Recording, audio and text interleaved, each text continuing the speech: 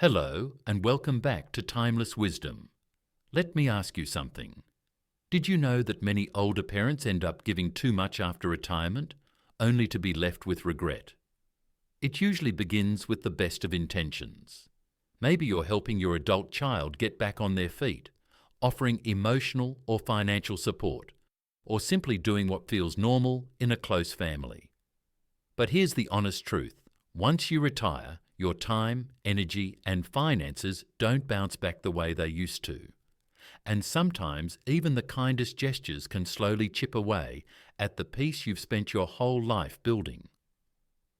In today's video, we're going to look at 7 things you should never hand over to your children after retirement. Not because you don't love them, but because your health, independence, and future well-being deserve to be protected. And here's the most important part. Setting boundaries in retirement doesn't make you selfish. It makes you wise.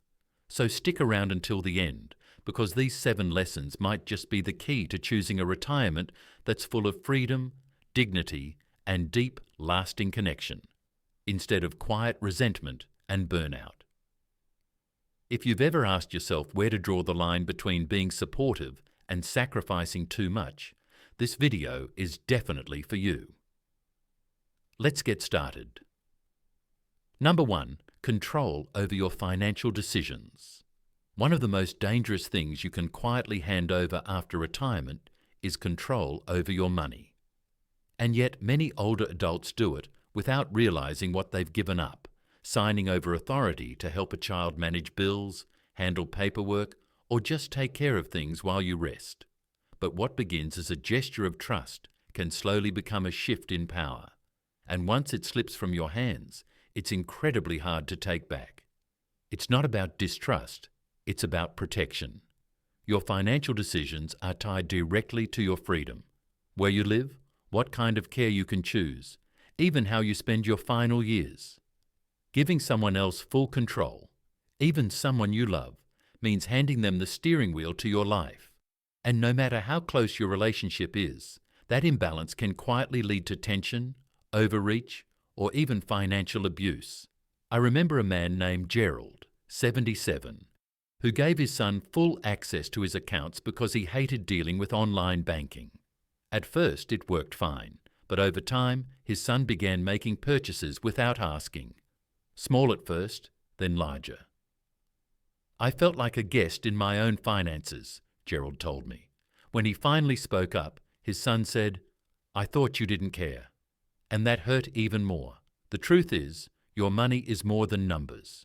It represents your effort, your boundaries, and your independence. You have every right to keep control over it, even if you ask for occasional help. And there's a big difference between someone assisting you with a task and someone taking over your decision-making. If you do need help, set clear limits. Use joint accounts sparingly. Keep records. Make sure you understand what's happening and why. And if something feels off, speak up. Your instincts are worth listening to. Because after all the years you spent earning, saving, and managing your money, no one, not even your child, should get to decide what you do with it. That decision belongs to you. And keeping it in your hands is one of the strongest ways to protect your future. Number 2. Your home or property before it's necessary. Giving your child your house or any property you own before it's truly necessary may seem like a generous move, but it's one of the riskiest decisions an older adult can make. You may think they'll get it anyway someday, or it'll make things easier now. But what often happens is that you quietly surrender the very thing that keeps you safe, stable, and in control of your life. Your home isn't just a building, it's your anchor. It's the place where you decide who comes in, when you rest, how you live, and when you go. The moment you hand over legal ownership, whether to avoid taxes, simplify inheritance, or help your child financially, you also give up your rights. And depending on the laws in your state, getting them back could be impossible. I once spoke with a woman named Dorothy, 81, who transferred her home to her son after retiring. At the time, He had convinced her it would protect the house from future medical costs. But 2 years later, he divorced, and her house became part of a legal battle she couldn't stop. "It didn't even feel like mine anymore," she said. "I just wanted peace. And I lost my peace trying to do the right thing. Even when relationships are loving and strong, circumstances change. Children lose jobs, get divorced, or run into debt. And if your home is in their name, their problems become yours, because your shelter, your equity, and your ability to choose may no longer be protected. This isn't about mistrust, it's about foresight. Keep your name on the deed. Talk to a legal advisor who understands elder law. Explore living trusts or agreements that offer shared planning without giving up ownership. But never feel pressured to transfer your home just because someone else says it's time. You spent your life building that roof over your head, and keeping it under your name doesn't make you ungrateful or selfish. It makes you responsible for your safety, your future, and the independence you've earned. If you're still watching this video and finding these insights valuable, please comment number 2 below to let me know you're here. And if you haven't subscribed yet, I recommend you subscribe and turn on the bell so you don't miss any videos. Your support helps us continue creating good content to inform and inspire you. Now let's move forward. Number 3, unlimited access to your time and energy. After retirement, your time becomes one of your most precious resources. And yet, many older parents find themselves giving it away without limits, offering rides, running errands, babysitting, or always being on call for their adult children. What starts as love and support slowly turns into obligation. And before long, your days no longer feel like your own. There's nothing wrong with helping. The problem is when that help becomes expected rather than appreciated, when your availability becomes assumed, when your rest and rhythm are regularly disrupted because saying no feels like a betrayal. That's when the balance shifts and resentment quietly moves in. I remember a woman named Joyce, 76, who loved her daughter dearly and wanted to help with the grandkids. But as the months passed, she was picking them up from school 4 days a week, missing her book club, skipping her own doctor appointments, and falling asleep before dinner out of pure exhaustion. "I retired to enjoy my life," she said, "not to relive the same schedule I had at 40. Your energy after 70 is different. It needs protecting. You deserve rest, space, and time to do the things that nourish you without guilt. And while your children may genuinely need help, that doesn't mean your time is a bottomless well. Clear boundaries are not a rejection of family. They're an act of self-respect. It's okay to say, I can help on Tuesdays, but I need the rest of the week for myself. It's okay to reschedule. It's okay to protect your mornings, your quiet afternoons, or your weekend plans. You are not selfish for guarding your time. You are wise for recognizing that you have just as much right to it as anyone else. Because the truth is, when you constantly give your energy away, there's less left for the things that bring you joy, peace, and purpose. And retirement isn't just about filling other people's needs. It's about finally having the freedom to honor your own. Number 4, the role of emotional counselor or fixer. One of the hardest patterns to break as a parent is the instinct to solve your children's emotional problems, even when they're grown.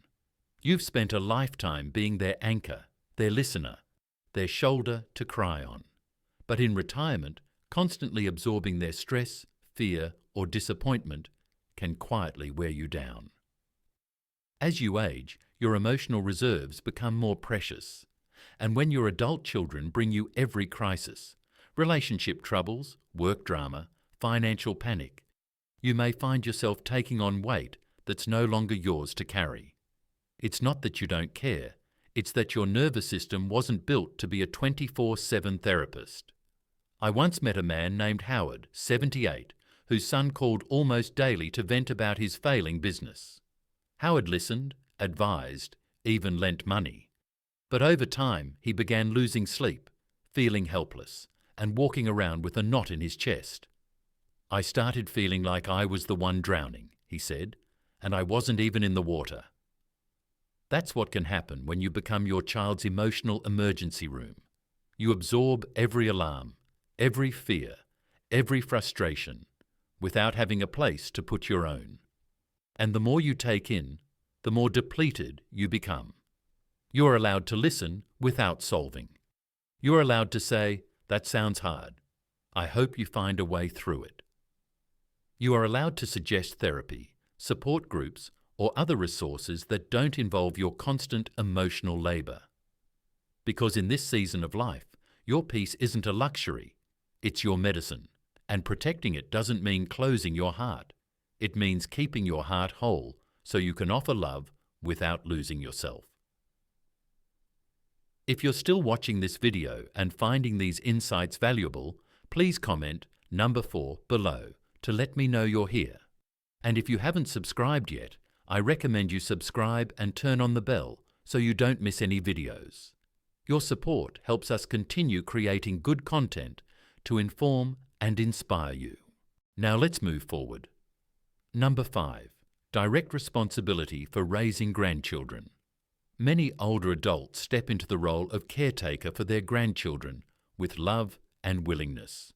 But taking on full or near full responsibility for raising them, especially in your retirement years, can quickly become more than your body, mind, or finances were meant to carry.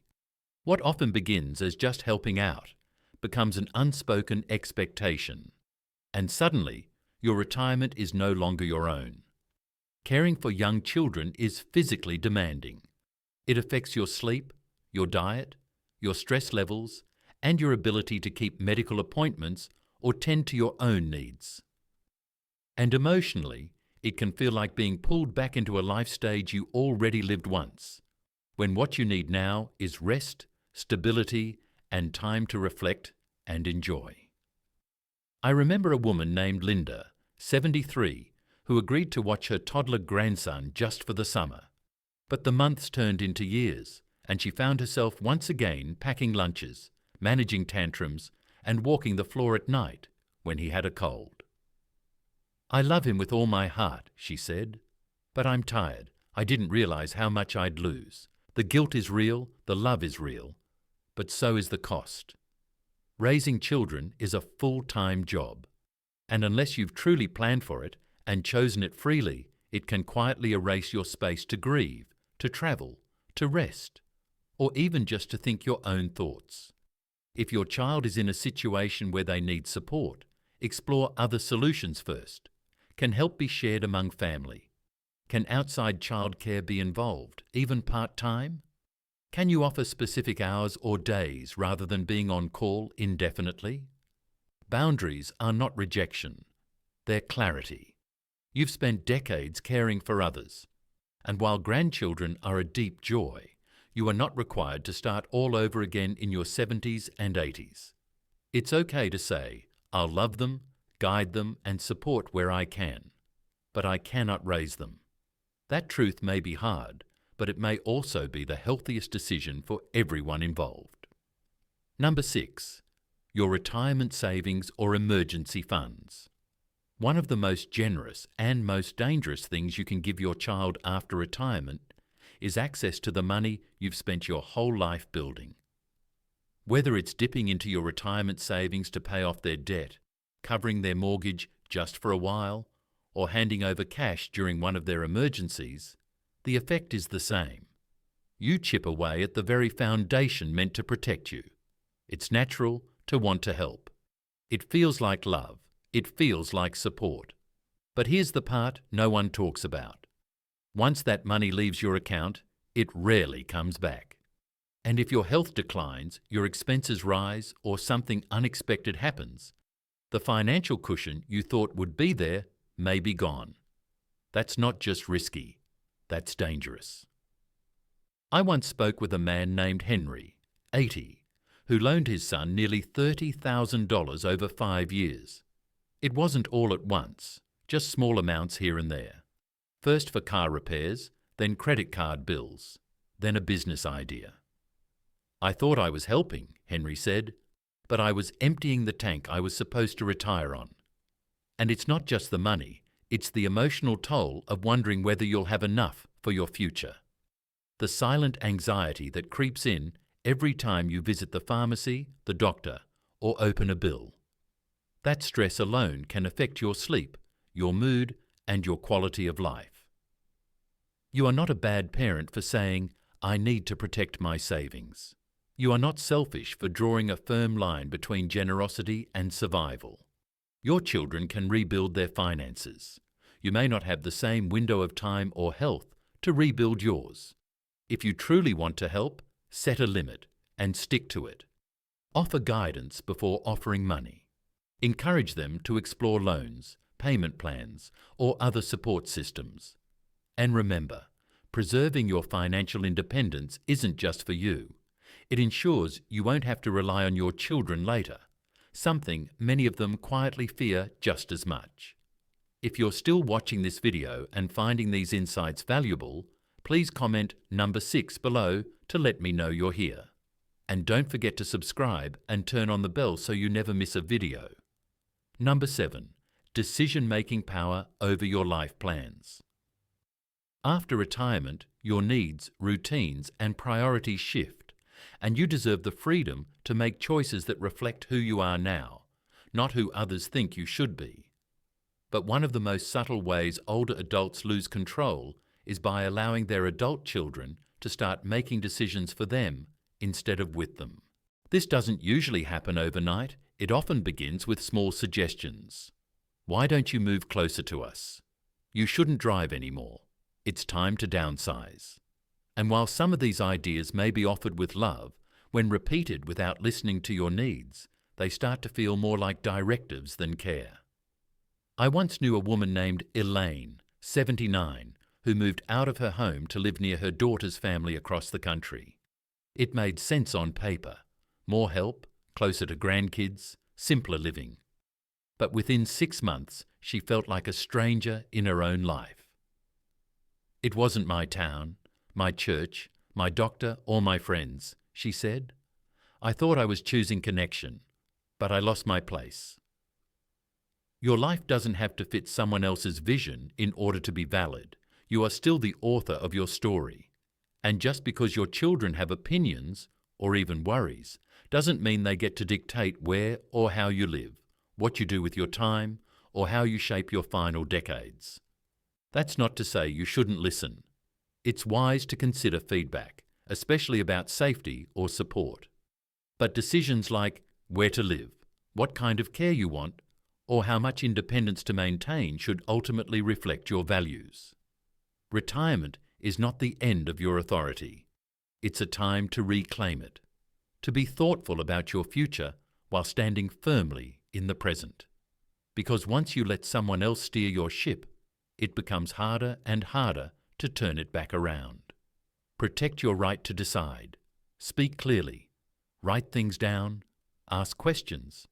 And don't be afraid to say, "I appreciate your concern, but I know what's right for me." That single sentence can preserve not just your autonomy, but your dignity. Final thoughts. Retirement is more than just a phase. It's a sacred chapter in your life. It's something you've worked hard for, dreamed of, and earned through decades of commitment, sacrifice, and love. It's meant to be lived fully and on your terms. Yet far too often, in the name of love or loyalty, older adults begin to give away the very things that guard their peace of mind, their time, their money, their homes, their independence, and their boundaries. And the real cost? It isn't just financial, it's emotional, it's mental, it's deeply personal. If this episode of Timeless Wisdom has brought anything into focus, let it be this simple truth. You can love your children deeply without losing yourself in the process. You can set firm, loving boundaries without guilt or shame. And most importantly, you can and should protect what you've built, not out of fear, but out of wisdom. The 7 things we discussed today aren't about withdrawing love or cutting people off. They're about preserving the solid foundation you've spent a lifetime creating. They're about saying yes to a kind of support that uplifts everyone, including you. So pause and reflect with me for just a moment. Which of these 7 areas spoke to you the loudest? Which one made you realize you've already been giving away more than you should? And which one are you ready to start protecting, starting today? We'd love to hear your thoughts. Please leave a comment below and share one thing that stood out to you in this video. Tell us how you plan to apply it in your life. Your experiences, your insights, they truly matter to us, and they help this community grow stronger and wiser together. If you found value in today's video, please take a second to like it, subscribe to Timeless Wisdom, and share it with someone you care about. Your support helps us continue making meaningful content that informs, uplifts, and inspires. Thank you so much for spending this time with us. Take care of yourself, and we'll see you in the next episode of Timeless Wisdom. Love.